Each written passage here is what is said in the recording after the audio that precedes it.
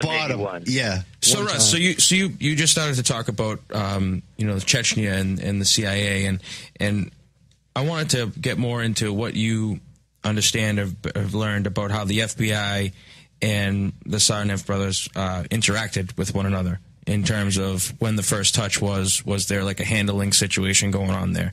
If you could shed some light on that. I mean, the narrative is the bombing happens on Monday, April 15. Tuesday, Wednesday, very tense. A lot of coverage. Thursday, nothing, and then suddenly around, don't hold me to this, but 5 o'clock or something, they break into whatever you're watching and they say, newsflash, we're going live to, FBI press conference in Boston. And then, boom, there's the FBI and there's a screen up there and there are these shots of these two guys with the backpacks, and they say these are, what are they called? Figures of interest. If anybody can identify these people, we would like to hear from you. Which implies they don't know who they are, obviously. So immediately, who pops up? But the Russian government, and they say, "Wait a minute, we know who they are, and you know who they are because." We told you that we were concerned that these guys were some kind of a terrorist threat because they were involved in some stuff that we were tracking, and we told you, and you knew about it. Well, now the FBI's stuck, you see, because we knew the terrorists. We already knew them, So then they were forced to admit, well, yes, the Russians did tip us off, and we checked them out, and they didn't seem to be terrorists. But of course, when I started looking at it, how do they check them out? This is an example of high-level tradecraft. They went to their house, and they knocked on the door, and they said, "Hi, we're from the FBI. Are you guys terrorists?" Again, you can't make this stuff up. And they said they weren't. They asked the neighbors, any indications that these guys are terrorists? No.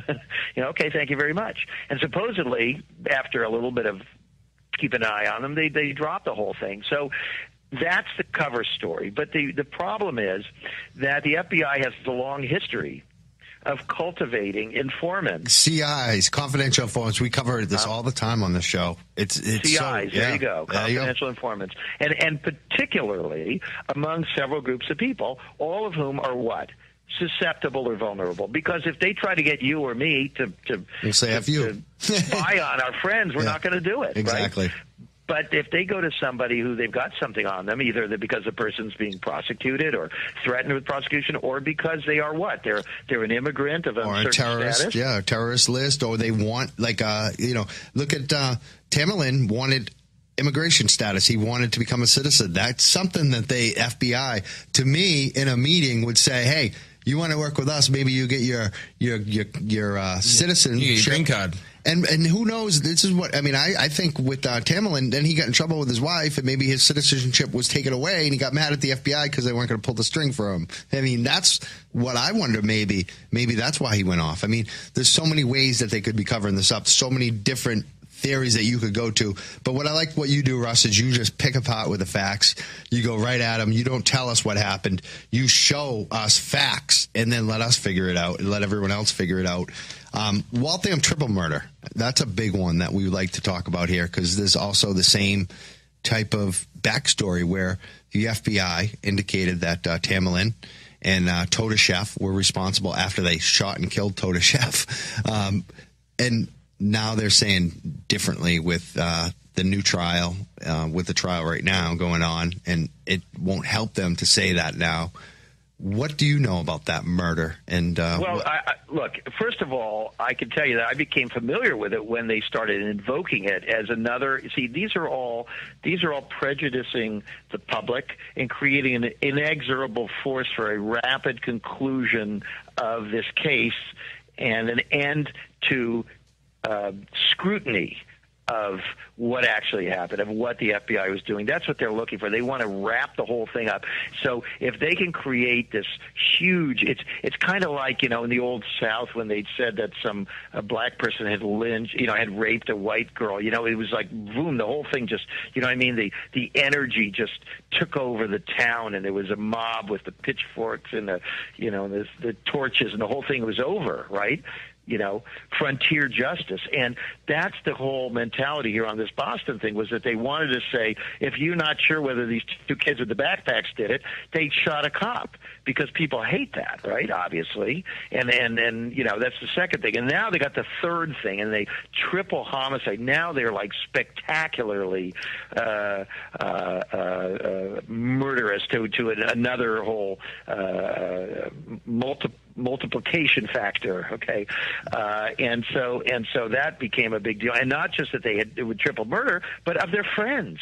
Do you see what I'm saying? Yeah. They're making them more and more and more diabolical, and then not just of their friends, but then they flaunted the whole thing by supposedly strewing money and pouring drugs over the corpses, and murdered them in this particularly brutal way. I have to say, I mean, when I looked at that homicide, I said, how do you even do that? I mean, how do you murder multiple people like that and successfully? And you probably know more details than I do. The way that they supposedly slit their throats or something makes you wonder whether they wouldn't have had to sort of drug them first or something. Well, what about this? What if they were a police officer? What if they walked in with a badge on? Because, there was another big drug gang that got busted and that they've been investigating for over 10, 15 years through Montreal. And there was a federal trial, the trial before the Sarnoff case, where some of them have gone to jail, and not for that as long as I thought they would have. And they had tapes, they had phone conversations of murders that happened. And, they had police officers. They had a Watertown police officer that got busted telling these guys who the rats were. Mm-hmm. You wonder if it wasn't some police officers that walked up on these three kids, and maybe that's why they were subdued so easily. A lot of these stories become very, very complicated because there could be lots of different strands, and there could be lots of different people and institutions protecting their own interest. As you said, MIT is protecting its interest, right? And, if somebody was not where they were supposed to be at a certain time, they start covering that up, you see. And so it compounds and compounds and compounds. And if there is, God forbid, some kind of corruption within a police department, not that we've ever heard of such a thing. Over and over here. And it's all these, in Watertown, Boston.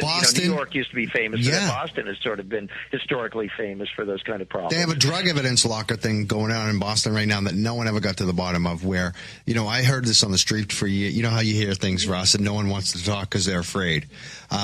I know people who went into this place that they're now reporting in mainstream media, this evidence locker in Boston, where people actually walked in and got drugs from the police, from the evidence, and then all of a sudden they figured out, it's been the cocaine's been cut. Yeah. And they brought in this new police chief, Ed Davis, who was going to clean it up and talk to Big Game, but they reassigned a couple people. A couple guys got suspended for a few days. I mean, no one went to jail. There was no real investigation. A joke. This is Boston. I mean, this has gone on for decades. It's like you had your fun. All right, shut it down, guys. You guys had your fun. Yeah, it's time to close it down. But don't you think it's amazing that, given that kind of history, that the public and the local media have responded so in lockstep on this bombing thing, that there is no healthy and balanced sort of skepticism, or at least curiosity, or a hunger for additional information. It drives me even crazy. Worse than that, to attack those who would like to ask more questions. Right. It's so true, and we know why, Russ. We know why, because this is why I'm not at the Boston Globe or the Herald, because I won't sacrifice it. It's because they want to keep their job. I look at someone like Dan Ray at WBZ, who went up against the FBI, who helped free somebody who was innocent, who was framed, part of the whole Whitey Bulger thing. But Dan Ray always toes the line. 99% of the time, Dan Ray at WBZ Radio, for instance, toes the line.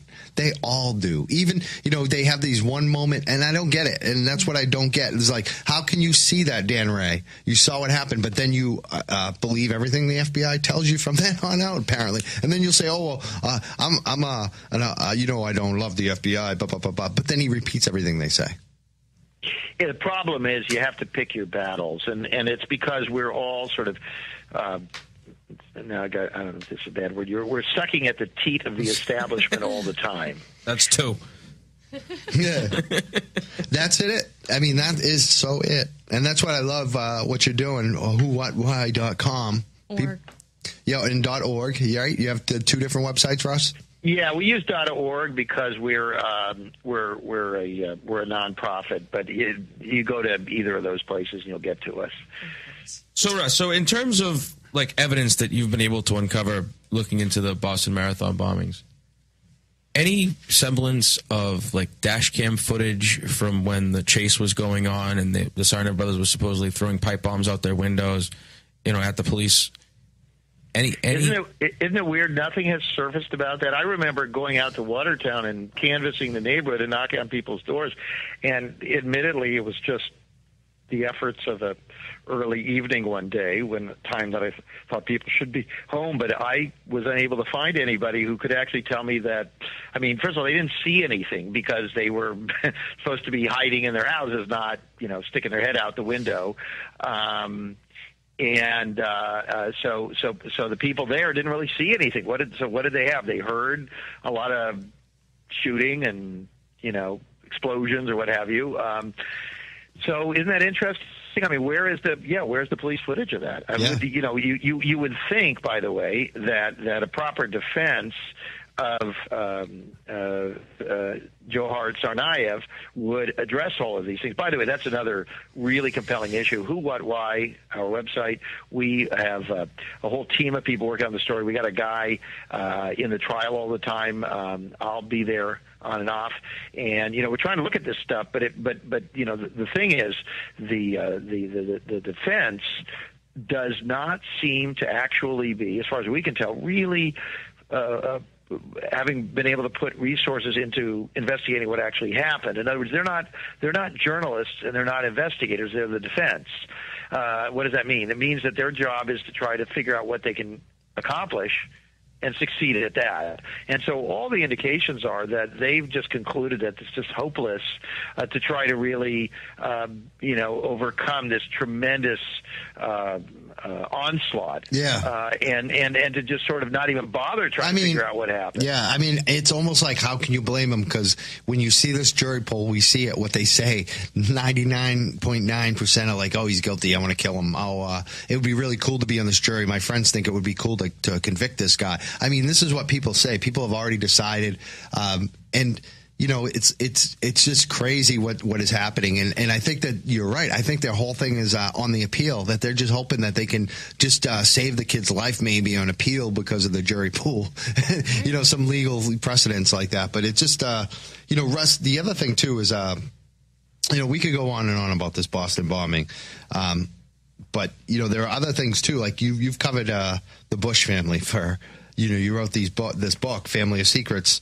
What do you think about the brother Bush? Do you think he's going to be, looking at the history, is it ordained that he's going to be the next president? Is this what's happening now?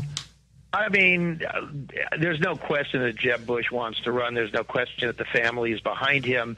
And as you know from my book, Family of Secrets, when the family is behind him, it's not just the family. It's a whole sector of the 1% of the 1% that want this guy in there. The third generation of the family, they want a real royal dynasty and what they represent. And, of course, the media is already failing in its job. Now they're trying to Jeb isn't George, is a different kind of a guy. Different, yeah, okay. So what's going on there is that, look, he starts, you can say whatever you want to say about where he looks in the polls, but he starts with a tremendous advantage. I mean, huge name recognition, a certain nostalgia, believe it or not, for that family, and a kind of a growing thing with the media participating, kind of whitewashing, softening the edges on the brother with the fact that he has now become an artist, and the father, who left office with fairly bad poll numbers, couldn't get reelected. They're sort of rehabilitating him.